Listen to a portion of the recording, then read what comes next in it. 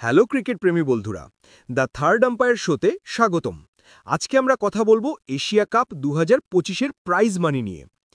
Asia কাপের এবারের আসরের হাই ভোল্টেজ ফাইনালে মুখোমুখি হয়েছিল ভারত ও পাকিস্তান। টুর্নামেন্টের 41 বছরের ইতিহাসে এবারই ফাইনালে মুখোমুখি হয়েছিল দুই চিরপ্রতিদ্বন্দ্বী, যেখানে পাকিস্তানকে 5 উইকেটে হারিয়ে শিরোপা জিতেছে ভারত। শিরোপা জয়ের পাশাপাশি আর্থিকভাবেও বড় অঙ্কের পুরস্কার পেয়েছে দলটি।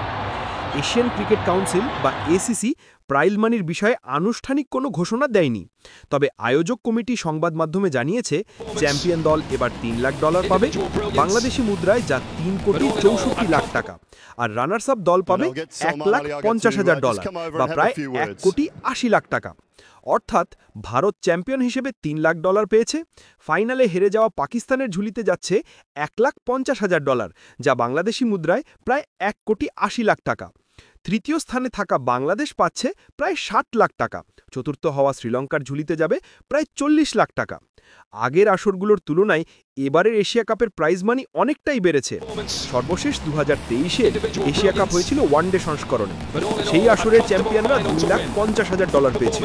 তার আগের বছর অর্থাৎ 2022 সালের চ্যাম্পিয়ন দলের জন্য প্রাইজ মানি ছিল $2,00,000।